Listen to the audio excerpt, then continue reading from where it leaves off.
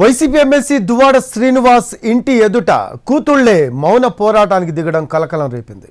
తమ తండ్రి దువ్వాడ శ్రీనివాస్ తమ వద్దే ఉండాలని డిమాండ్ చేస్తున్నారు ఇద్దరు కుమార్తెలు. రాత్రి శ్రీకాకుళంలోని దువ్వాడ ఇంటికి వెళ్లిన ఇద్దరు కుమార్తెలను లోనికి అనుమతించలేదు సెక్యూరిటీ సిబ్బంది.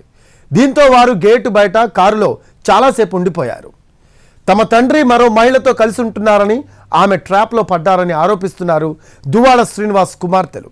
ఆమె బ్లాక్మెయిల్ చేస్తుండటంతో భయపడి తమను పట్టించుకోవడం లేదని ఆవేదన వ్యక్తం చేశారు. తమకు అన్యాయం చేస్తున్నారని ఆరోపించారు.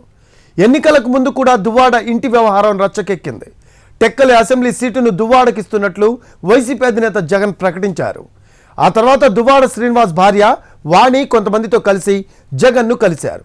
దీంతో ఆమెను టెక్కలి ఇన్ఛార్జిగా ప్రకటించారు. కానీ ఎన్నికల సమయంలో మళ్ళీ శ్రీనివాస్కే టికెట్ ఇవ్వడంతో వాణి ఇండిపెండెంట్గా బరిలో నిలుస్తున్నట్లు ప్రకటించారు. దీంతో వైసీపీ పెద్దలు ఇద్దరి మధ్య రాజీ చేశారు. అయితే ఎన్నికల్లో దువ్వాడ ఓడిపోయారు. ఇటీవల శ్రీనివాస్ కొత్త ఇంటిని నిర్మించుకున్నారు. రాత్రి ఆ ఇంటి ముందే కుమార్తెలు ఆందోళనకు దిగారు.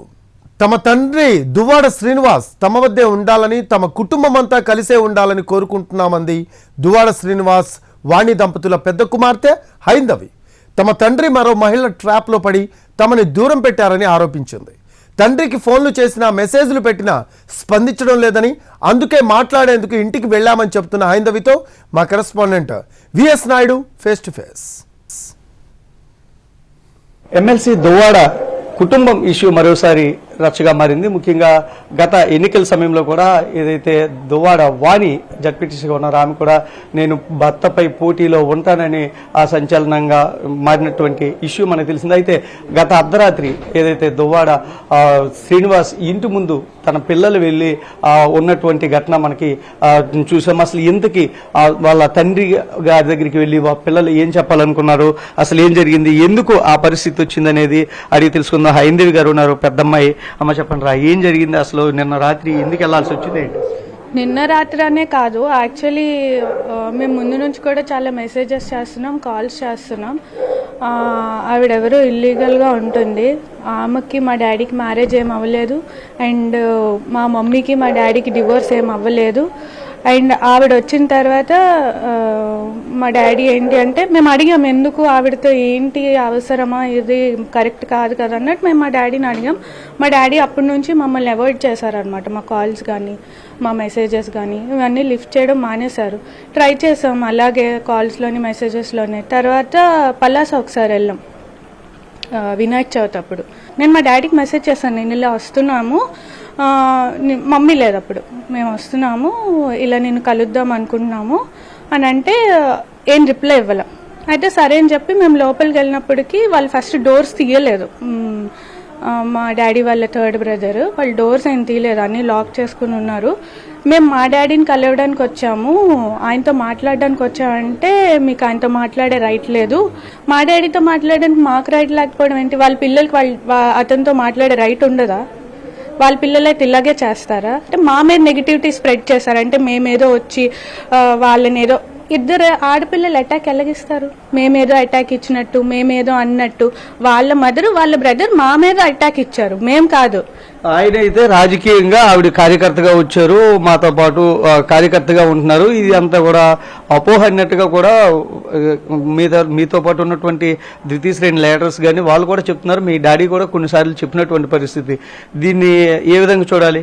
ఆవిడేం కార్యకర్తగా రాలేదు, ఆమె ఒక ప్లాన్తో వచ్చింది, ట్రాప్ చేయాలని వచ్చింది, బ్లాక్మెయిల్ చేసింది. మా డాడీ ఆవిడ వల్ల ఇరుక్కున్నారు, అందులోంచి బయటికి రాలేకపోతున్నారు. బయటికి రాలేకపోవడం వల్ల ఇదంతా ఇలా అవుతుంది. మేము వెళ్ళినప్పుడు ఏం చేస్తుందంటే ఆమె లోపల నుంచి లాక్ వేసుకొని అక్కడ ఉండి మమ్మల్ని ఎలో చేయకుండా ఉంది. మేము కూడా ఎంతవరకు వీళ్ళు లాక్ వేసుకొని ఉంటారు, మేము మా డాడీ దగ్గరికి వెళ్ళాలి, మా డాడీతో మేము ఉండాలి అనేది మా ఫైట్. అందుకే ఉన్నాం. ఇప్పుడు నిన్న మీరు వెళ్ళడానికి ముఖ్య ఉద్దేశం ఏంటి అసలు? మా డాడీతో కలిసి ఉండడానికి. మా డాడీ మాకు కావాలి కదా, ఆవిడెవరు అక్కడ ఉండడానికి? ఆమెకే రైట్ ఉంది. పిల్లలుగా మేము మా డాడీతో ఉండాలనుకుంటున్నాం. ఇప్పుడు మీరు రాజకీయంగా కూడా టికెట్ అడిగారు, మీ మమ్మీ రాజకీయంగా పదవుల కోసం అని చెప్పి మీరు ఆలోచిస్తున్నారు తప్పించి డాడీ అవసరం లేదనే అపోహలు కూడా బయటనే ఉన్నాయి. దాన్ని ఏ విధంగా చూడండి? ఆవిడెవరో వచ్చి ఉంటున్నారు, ఆవిడ వల్ల మా ఫ్యామిలీ నేమ్ పోతుంది. మేము చెప్పినా డాడీ వినట్లేదు. ఆవిడ ఎందుకు వచ్చింది? మా డాడీ పొలిటికల్గా వచ్చారు. ఆ